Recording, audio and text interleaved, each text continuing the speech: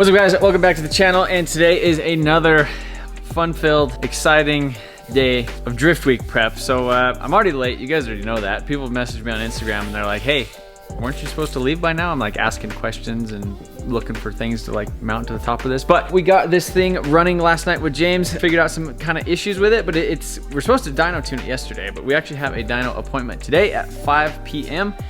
There's a lot of things we need to do. It kind of was running a little bit weird. We need to install an intake. We need to install the exhaust. We need to bleed the brakes. We need to bleed the hydro e-brake. We need to install some body panels, and gotta get ready for Driftweek. So here we go. What are you eating? The big pounder. The big one. The pounder. It says late night snacks. So one of the things about Corvettes is they actually have a leaf spring front end and rear end, the suspension. So fiberglass leaf spring that goes across. This is basically bolted up underneath the car. It's a little bit flatter when it's in there. And you can see there's these pads right here where it rests on for the lower control arm. So, and then there's just a shock, a normal shock absorber that goes right here. So what we're actually doing is replacing those with these BC Racing coilovers. So as you guys know, I've been working with been running BCs for, I think it's been almost 6 years now. Officially started working with them, I think about 4 years ago after my Japan trip. I think that was 2016 or something. But anyhow, they make coilovers for a lot of things, and we actually sell the BC Racing coilovers on our website, emotionalperformance.com. And if you don't see them listed on there, send us a message. Anything that they sell, we could actually get. You know, we could get you a deal on them. So yeah, appreciate appreciate them supporting me. And if you guys would like some coilovers, we sell them as well. You can see over here, I already have one of these guys installed. So basically, like I said, just remove that little pad thing, bolts on right here, and replaces the shock absorber with the actual coilover with the spring and stuff. And then you can see right there, you have the dampening adjustment. If you guys want to get an actual look of what the leaf spring looks like, you can see it right there. Leaf spring goes underneath the car, rests on a pad. You could get lowering bolts to like lower the car with using the bolts, and then just a shock absorber. And you can see how the leaf spring kind of goes down underneath the car, which you know, makes sense. Fiberglass, it's lightweight, keeps the weight low, center of gravity and stuff. But you know, you just don't have very much control as far as ride height and you know, changing a lot of dampening settings and stuff like that. So again, that's why we are going with the BCs. But not only that, since it is going to be the Driftweek for Driftweek, we're also adding an angle kit. So right here we have a set of OEM knuckles, basically just cut down. So you can see how long this pickup point is right here and how short it is right here. So basically you just chuck them in a mill, cut them down, and then drill a new hole basically right there, and now you have some drift knuckles. Basically duplicating the setup that we did on, or that Aaron did on his C6 Corvette about 2 years ago down in Texas. Corvettes are amazing drift cars. It's weird, they're just such a good road course car, which means they're kind of a good drift car. So I'm super excited to actually drift this thing out on the track. But man, I have so much stuff to do to this thing. It's absolutely insane. I know you guys could probably see the tiredness on my face, but that's the Driftweek push. But let's get on with it, see how much stuff we can get done in this video.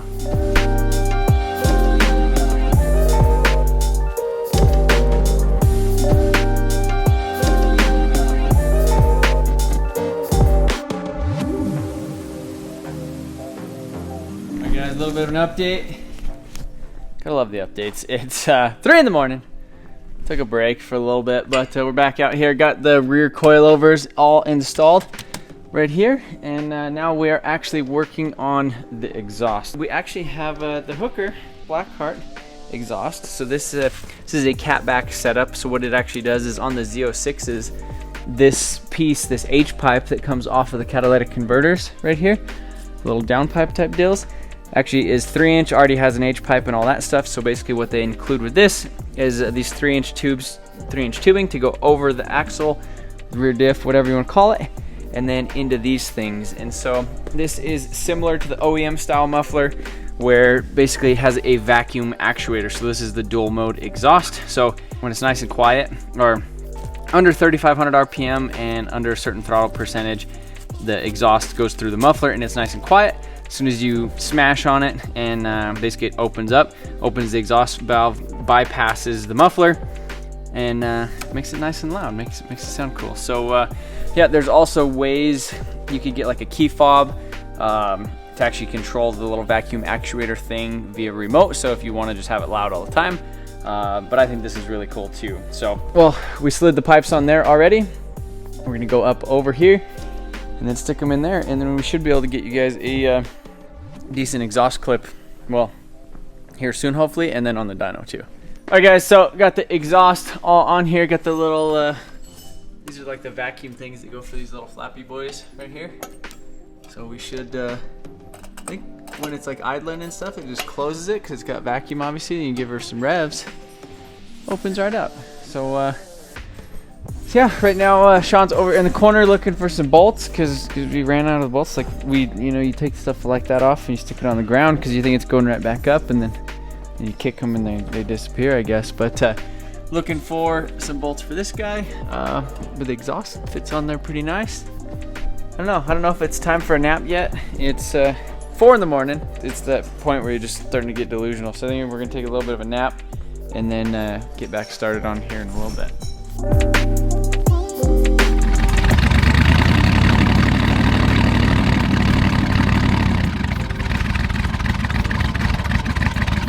That's a random misfire.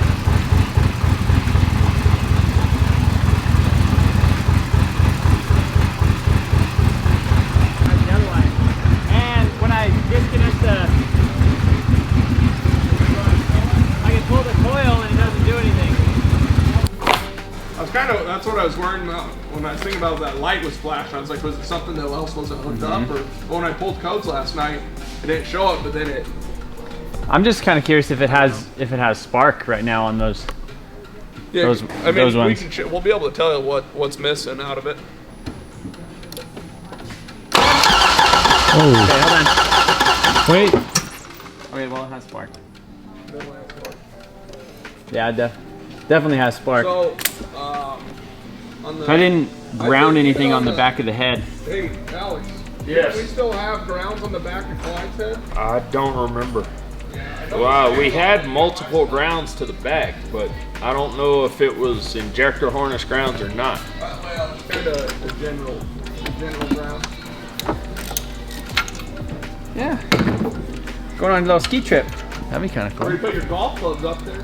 Put your New Balances on, get your golf clubs. Oh, you gotta get a fit. We need to stop. We need to stop on the way and get a set of New Balances. You gotta get the With the high white socks and the jean shorts. Jean shorts, some corduroys. I think my dad has some old corduroys. Oh. Corduroy shorts. And then on top of that, you gotta wear a vet shirt. A vet shirt. Yeah. Actually, if we had all this, we have a Motion Auto Corvette shirt. Well, there you go. I wanted to print it before we came, and trying to a 1 month car build. 1 month car build in a day. 2 days. All right, so it has a random misfire, which I'm really scared about. When we started last night, it kind of felt a little like it, it's my first like big cammed LS. So we're hoping that it was okay. After running it, now that we finally had some coolant and stuff in it, it was flashing random misfire with a check engine light because James is messing with that stuff. So I'm gonna verify compression. Well, I mean, I verified spark. I pulled the thing and it gave me, it barked, it made. Now, then fuel, which shouldn't be an issue. Yeah, fuel shouldn't be an issue. So Gotta check. yeah, compression, here we go. Yeah.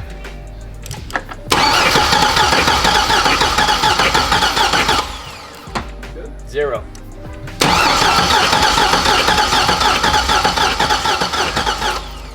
That one has like 35.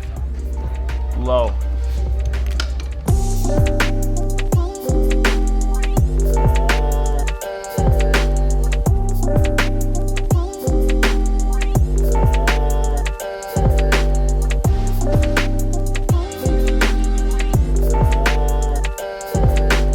This cylinder had 0 compression, this cylinder had 20 compression. So we're seeing if the rockers are actually pushing it down, because last night we had an issue where it was out of the lifter. Do it again, like see if it looks like they're working all the way. Yeah, I mean, in a sense, you could pull the rocker off, and you can check compression with them where they're both sealed. We know if one's hung open You see what I mean? 'Cause if we take the rocker off and you don't get good compression, then something's wrong underneath that. Yeah. So both rockers, I would. or all four.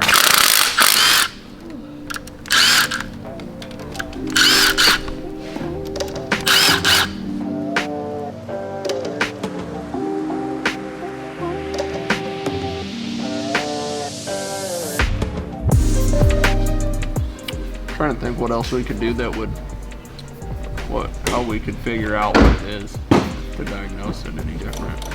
See, this thing runs like crap on 6 cylinders, but case yours only needs 4 cylinders.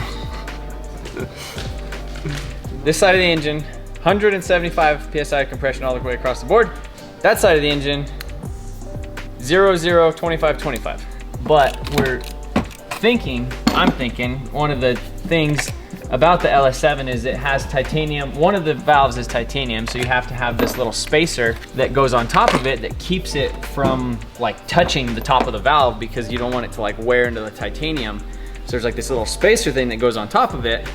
And I'm thinking maybe this side of the motor has it correct, and then this side of the motor doesn't, because literally that whole bank, 0, this whole bank, perfect. So we're gonna verify, because I don't know. I was confused last night, 2 nights ago, when we were looking at it. Like, I didn't know, I was like Googling it, and there wasn't like a definitive answer, like, oh, it goes on the intake valve, or oh, it goes on the exhaust valve. So I was like, So here we go, let's see.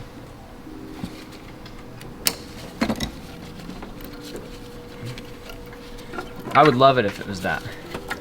I'd be the happiest guy. About double of that. 2 layers. So even if you have something that's a little thicker. Maybe like a bang can, not like a. Yeah, if we have my tech measure this, and then you can know what you're shooting for. Shooting for what you gotta gain. We're shooting for the moon, but if we miss, we'll land. Big enough pieces of tape. From once to start. We need to make it spacer double thick. How do we get it and make it nice? Do you have tin snips? And that's sharp. Don't Fiberglass cut yourself. I know what you're gonna do. Yeah, already has the. Yeah, there you go, exactly. Be simple.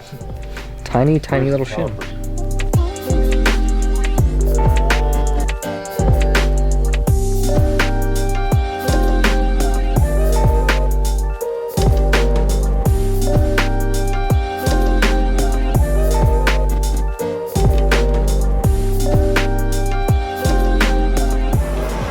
Garrett, we need another spacer, sir.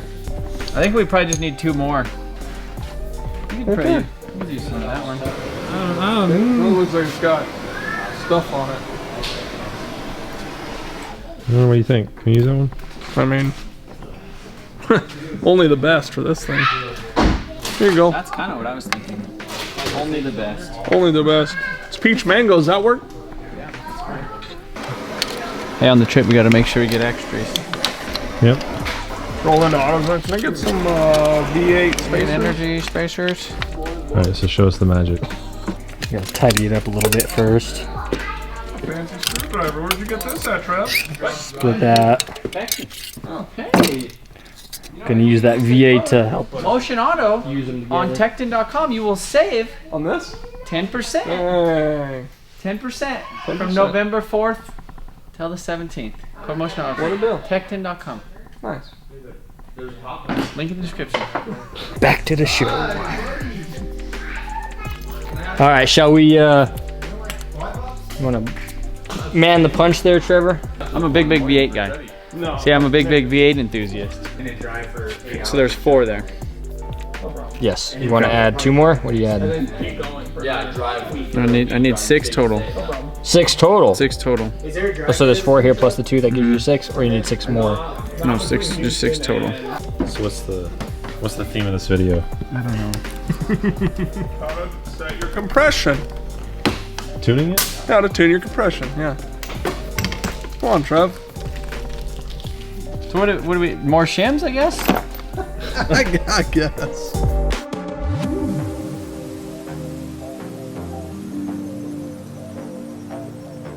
Hey, fired up. All right.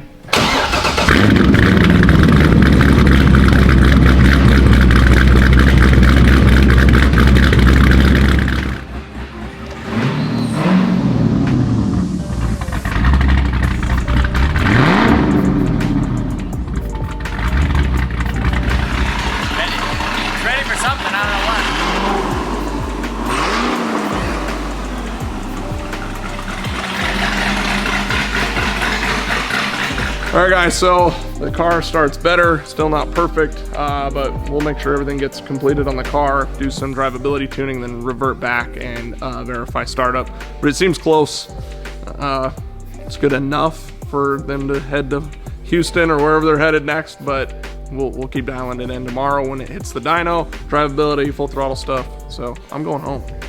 All right, guys, so man, we got a lot of stuff done. Should have got a lot more stuff done, but man, cars, they don't go as planned. And I felt like everything that we've done has taken, I thought it should have taken 20% as long as it actually should have. Like, I thought that, you know, building this whole car in basically a week, it feels like it's been a month for how long, the amount of hours that we've actually put in down here at the shop. So man, I just felt like everything just took like an extra day to do. You know, the engine, the clutch, I mean, just everything, just it all takes, you know, takes time. The body work, I spent like 3 days on body work. I still haven't packed. We still haven't loaded up tools. We haven't done anything else, but we are going to be hopping on the dyno tomorrow with James, doing some street tuning stuff, and I have a lot of more stuff to actually button up with this. One of the things I forgot to, I think, show you guys, but we actually installed this this Holley intech air intake system, which we still need to button this type of thing. But if you guys were wondering what this is, that's what it is. It's a really cool intake. The Z06 intakes kind of come up right here.